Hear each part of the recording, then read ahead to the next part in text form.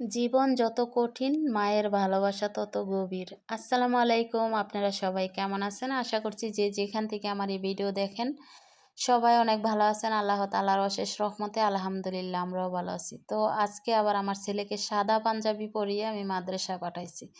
যাই হোক, আজকে পাঞ্জাবিতে কোনো কিছু ভরাই নাই, কারণ কালকে যে ময়লা করছিল ওইটা আবার আমি বলছি যে আব্বু এভাবে এভাবে করবা। তো আজকে মনে রাখছে, সব কিছু ব্যাগের মধ্যে রাখছে। আর তাছাড়া কলমের ক্যাপ লাগাইছে। তো কালকে কলমের ক্যাপ লাগাই নাই। আর ছোট বাচ্চাদের কিন্তু এরকম ভুল হয়। আর বিশেষ করে দেখেন, ছেলেকে মাদ্রাসাতে আনতে গেছি আর বলছি, বাবা তোমার জন্য সারপ্রাইজ আছে। বলতেছে কি? হাঁটি হাঁটি মেহমান আসছিল আজকে আমার রুমে। যাই হোক, তো কি কি নিয়ে আসছে ছেলের সাথে আমি বলি নাই। ছেলেকে কোলে করে মাদ্রাসা থেকে আনছি আর বলছি যে তোমার সারপ্রাইজ আছে। বলে, মা কি সারপ্রাইজ? বলছি অনেক অনেক মজা। বলে, নাম কি বলো? আমি বলছি যে না, আজকে নাম বলবো না, তুমি বাসায় গিয়ে দেখবা। তো মাদ্রাসা থেকে আইসা মানে পাঞ্জাবিও খুলে নাই, কি মজা, কে আনছে, কি কি মজা সব কিছু বের করে নিজে নিজে দেখতাছে। যাই হোক, বাচ্চারা কিন্তু এরকমই হয়, যত মজা খাক যত কিছু খাক সব কিছুই কিন্তু বাচ্চাদের মানে আগে দেখা, তারপর খাক বা না খাক এটা নাড়াচাড়া করা, এটাই বাচ্চাদের হচ্ছে স্বভাব। আর আমার ছেলে কোনো কিছু খাইতে চায় না, কিন্তু নাড়াচাড়া করতে সে খুবই পছন্দ করে। এই যে দেখেন, এখানে এত এত খাবার আছে না, কোনো কিচ্ছু কিন্তু খায় নাই। তো যাই হোক, আমি ওরে বলছি যে আব্বু তুমি কেক খাও, নাহলে চিপস খাও, না একটা জুস খাও, কোনো কিছু খায় নাই। তো এখন ছেলেরে কি করব, পাঞ্জাবিগুলা খুলে তারপর গোসল করাইতে নেব। কালকে তো এক পাঞ্জাবিরে 12টার পর 13টা বাজাইছে, সেটাও আপনারা দেখছেন। আর তাছাড়া আজকে হচ্ছে কাটার আড়াই আসছে, মানে কাটারটা যে কোন ব্যাগে রাখছে না পাঞ্জাবির পকেটে রাখছে, হারাই লেছে। তো যাই হোক, প্রত্যেক দিন একটা না একটা করে। তো আসলে সত্যি কথা কি বলবো, বাচ্চাদের কিছু কিছু ক্ষেত্রে দুষ্টামি মাদের অনেক ভালো লাগে। জানি না প্রত্যেকটা মায়ের কি এরকম, না আমারই এরকম। তো এই যে কেক খুলে কিন্তু ছেলেরা বলতেছি, খায় নাই, ফেলাই থুয়ে দিয়ে আসা পড়ছে এই রুমে। তো আমার ছেলে যতটাই দুষ্টামি করে এবং যত কিছুই করে, আমি এমনে বুঝাই যে বাবা এমনে না হেমনে, কিন্তু আমার ছেলেরা আমি মারি না। তাছাড়া আমার ছেলেরা আমি অনেক বুঝাই যে দুষ্টামি করা লাগে না, বা মাদ্রাসায় গেলে পকেটে রাখবা, তাছাড়া কলমের ক্যাপ লাগাইবা, না হয় ব্যাগের মধ্যে রাখবা, এরকমভাবে বুঝাইলে সেটা আবার শোনে। আর ছোট বাচ্চারা কিন্তু কিছু না কিছু পড়াশোনা করার সময় নষ্ট করেই কিন্তু তাদের বড় হওয়া এবং সব কিছু বোঝা, এটা আর কি। তো দেখেন ইতিমধ্যে আবার কি করছে, অনেক অনেক খেলনা আমার ঘরে আপনারা জানেন এবং দেখেন, অনেক ভিডিও আছে আমার ছেলের, অনেক খেলনা। তো অনেক খেলনা, অনেক পিস্তল, 10টা 12টা পিস্তল, অনেক খেলনা। তারপরেও দেখেন, ওষুধ আনছি আজকে 3-4 দিন আগে আপনাদের সাথে শেয়ার করছিলাম। তো এখন ওষুধ দিয়ে খেলা ধরছে, মানে ওষুধ দিয়ে খেলবো। তো হারমোনি গিটার নিয়ে, ওষুধ নিয়ে, এগুলা নিয়ে খেলতেছে। হাত থেকে টোলের ওপর রাইখা হাত থেকে ডাক্কা মেরা নিচে ফালাই দিছে, ফালাই দিয়ে দেখেন সবগুলা ওষুধ মানে নিচে পড়ে গেছে। এখন আর কি করব, আমারে ডাক দিয়ে একদম চুপ করে রয়েছে যে মা ওষুধ তো পড়ে গেছে। তো যাই হোক, ওষুধ আমি রাখছিলাম আমার সেলাই মেশিনের ওপরে। আর ওই জায়গা থেকে পড়ার কোনো সিস্টেম নাই, মানে সব ওষুধ নিয়ে বিছানার উপর খেলবো, খাটের নিচে খেলবো, এভাবে সেভাবে খেলবো। তো খেলতে খেলতে এক পর্যায়ে দেখা যায় একটা ওষুধের পাইল পরে সব ওষুধ পড়ে গেছে। এখন কিন্তু মনে মনে খুবই ভয় পাইতেছে, না জানি আম্মু কিছু বলিনি, আমি কিন্তু কিচ্ছু বলি নাই, ঠিক আছে। তো যাই হোক, এখন আমি এগুলা পরিষ্কার করব, পরিষ্কার না করলে তাড়াতাড়ি করে আমার ছেলে আবার পাড়া দিয়ে আমার ছেলের পা কাটতে নিব। তো আমি উঠাইতেছি, ছেলে ভয় পাইতেছে, মনে ভাবতেছে না জানি আম্মু কিছু বলেনি। ছেলেও সামনে দাঁড়া রয়েছে, আবার ছেলেও উঠাইতে আসছে, দেখছেন। তো আমি দেই নাই, কারণ কড়া হাত, যদি হাত কেটে যায় তাহলে আবার সমস্যা। আর এমনিতেও কিছুদিন আগে দেখছেন আল্লাহ মাবুদ রহমত করছে, এবং কি আল্লাহ আমারে দিয়ে গেছে। আল্লাহর কাছে লাখো কোটি শুক্রিয়া, আমার ছেলের ওপর দিয়ে বিশাল বড় একটা বিপদ গেছে।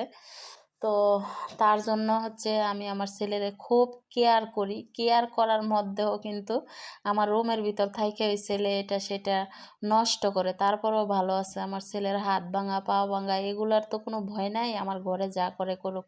বাইরে খেলতে গেলেও আমি অনেক বেশি ভয় পাই, কারণ ছোট বাচ্চা দৌড়াদৌড়ি লাফালাফি করে, না জানি সিঁড়ির থেকে পড়ে যায়নি, না জানি কোনো ধাক্কা খাইয়া পড়ে যায়নি, তাইলে হাত ভাঙবো পা ভাঙবো। তো ওইগুলা থেকে ঘরে যাই নষ্ট করে করুক, আমি এই সিরাপটা দেখাই এবং নাম বলে আবার আনতে পারবো। এটা নাপা সিরাপটা ভাঙছে আর কি, গায়ে গায়ে জ্বর বা এই জন্য আনছিলাম। তো সবসময় আমি নাপা সিরাপ ঘরে রাখি, যেহেতু আমার ছেলের কিছুদিন ভালো থাকে, আবার কিছুদিন পর পর জ্বর আসে। তো এই জন্য হচ্ছে নাপা সিরাপটা আমি ঘরে রাখি, দুইটাই আছে, দুইটার মধ্যে একটা ভাঙছে আরও একটা আছে। তো প্রত্যেক সময় কিন্তু কাটায় আমার রুমের ভিতরেই, আমার ছেলে আমার সাথে খেলাধুলা করে বা ঘরেই থাকে। তো বিশেষ করে বাইরে বেশি একটা যায় না, কারণ বাইরে যাওয়াটা আমারও বেশি একটা পছন্দ লাগে না। যেমন বাইরে যেয়ে খেলবো, উড়াউড়ি করব, হাতে পায়ে ব্যথা পাইব, তো এগুলো আমারও বেশি একটা পছন্দ লাগে না। তো এই জন্য হচ্ছে রুমে মা ছেলে মিলে, আমার ছেলের সাথে আমি খেলা করি, সময় কাটাই, ঠিক আছে। তো এখন আমি হচ্ছে ভিডিওতে একটু কাজ করতেছি, ওই ফাঁকে আমার ছেলে মানে ওষুধ দিয়ে খেলতেছে আর ওষুধ ফালাই দিছে। তো কিছু কিছু সময় আমার ছেলের দুষ্টামিগুলো আমি হাসি, কারণ কি জানেন, আমার মেয়েটা বিয়ে দিছি, এখন কিন্তু আমি একদম চুপচাপ নিরিবিলি বসে থাকতাম। তো এখন আমার ছেলে আমার যেভাবে মানে যে কোনো কাজ একবার একটা দুইবার করায়, তাও আমি করতে অনেক ভালোবাসি, অনেক ভালো লাগে। কারণ এই মুহূর্তে কিন্তু খুবই আমি একা, আমার পাশে জানেন আপনাদের ভাইও নাই, বা আমার মেয়েও আমার পাশে এখন নাই, মেয়ে যেহেতু বিয়ে দিছি। আর আপনাদের ভাই তো ঈদের পরে একবার ফোন দিছে, আর এখনও পর্যন্ত ফোন দেয় নাই, আর ফোন দিলে অবশ্যই আপনাদেরকে জানাবো। তো যাই হোক, আমার ছেলে কিন্তু মুরগি গরুর মাংস এগুলো খাইতে পছন্দ করে। আমি সব সময় মানে প্রতিদিন আমার ঘরে মুরগি অথবা গরুর মাংস এটা থাকবই, শুধু আমার ছেলের জন্য। আর আমি সাথে একটা শুটকির ভর্তা রাখি, যেহেতু মাংসটা আমার তত বেশি প্রতিদিন ভালো লাগে না, হঠাৎ তো ভালো লাগে সবার কাছে ওই, তো প্রতিদিন তো আর ভালো লাগে না। তো আমি মাংস রান্না করছি, হচ্ছে ছেলে মাদ্রাসা থেকে আসার আগে আগে, মানে আমি রান্না বান্না সব কিছু গোছগাছ করে, তারপর ছেলে আসলে ছেলেকে নিয়ে তারপর আমি গোসল করি, কারণ ছেলে আসার আগে আবার গোসল করা যাবে না, ছেলে রাগ করে। তো যাই হোক, আমার রান্নাটা শেষ, এই যে মুরগি রান্না করলাম, ভাত রান্না করলাম। আজকের রান্নায় ছিল লাল টুকটুকে কক মুরগি, কক মোরগ, লাল টুকটুকে কক মোরগ, লেয়ার মোরগ আর কি, শক্তটা। তো ছেলেরে অফ ক্যামেরায় আনছি, গোসল করাইলাম। তো এখন হচ্ছে মা ছেলে ভাত খাবো, আমার ছেলের আগে খাওয়াই। আর আমি সবসময় মুরগি কাটার সময় আমি আস্তা করে করে রান রাখি, কারণ যেহেতু আমার ছেলের পছন্দ, আর তাছাড়া আমার ঘরে আমি আর আমার ছেলে, তো এই জন্য হচ্ছে আমি একটু বড় বড় করে পিস করি। আর বিশেষ করে মুরগি, মানে মুরগিটা আমার একটুও পছন্দ না, আমার ছেলেরই পছন্দ, তো এই জন্য আমি একটু বড় বড় করেই করি। তো যাই হোক, ছেলের জন্য ভাত নিতেছি। আর তাছাড়া যেহেতু ছেলের এখন খাওয়া দাওয়া করামো, অফ ক্যামেরায় তো খাওয়ামো।